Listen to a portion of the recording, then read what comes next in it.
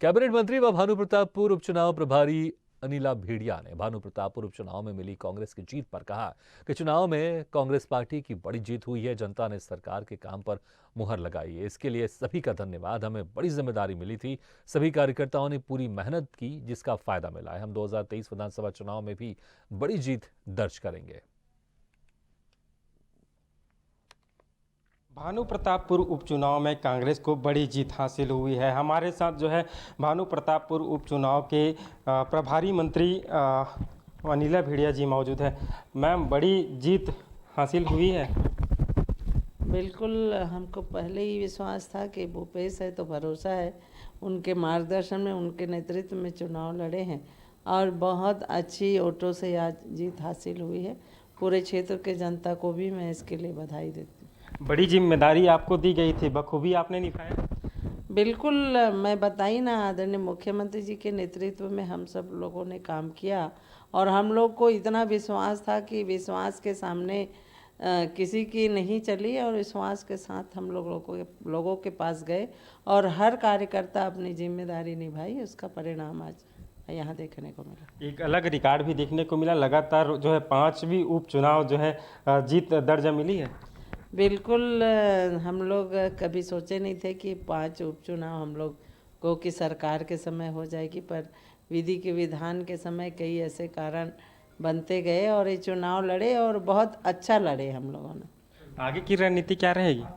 आगे की रणनीति भी हमें अपने मुख्यमंत्री के नेतृत्व में लड़ेंगे और लोगों को अब विश्वास हो गई है कि भूपेश बघेल जी अगर छत्तीसगढ़ में उनकी सरकार है तो ये छत्तीसगढ़ निरंतर विकास करेगा और लोगों की आर्थिक स्थिति भी सुधरेगी।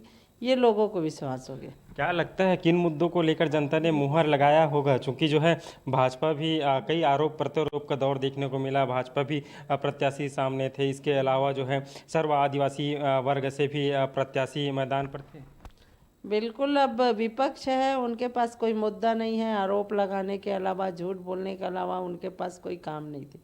हम तो जो सरकार 4 साल में जो की है उस काम को लेके हम लोगों तक पहुँचे और आदिवासी समाज है जो हमारे भोले भाले लोगों को कुछ भाई सभी पार्टी से तो आदिवासी ही लड़ रहे थे, कोई अलग तो था नहीं।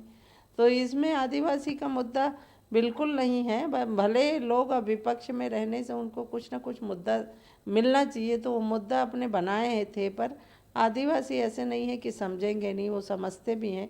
आदिवासियों का विकास कांग्रेस है तो विकास है, चाहे जल जंगल ज़मीन की बात हो, चाहे पेशा कानून बनाने की बात हो, चाहे उनके भूमि वापस करने की बात हो, चाहे वन अधिकार पट्टा देने की बात हो, चाहे वन से उत्पाद जो उनकी चीज़ों हैं उसमें जो समर्थन मूल्य दे रहे हैं मुख्यमंत्री, उनकी बात हो।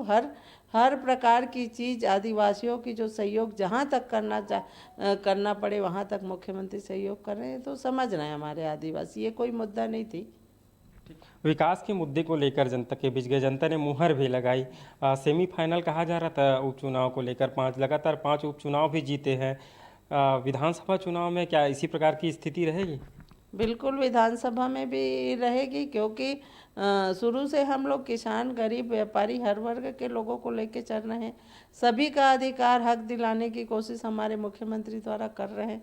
तो लोग बोलते हैं ना जो कि भूपेश है तो भरोसा है, तो वो साबित होके रहेगा। आने वाले समय में भी वही योजनाओं को लेके, वही मुद्दों को लेके हम लोग क्षेत्र में जाएंगे।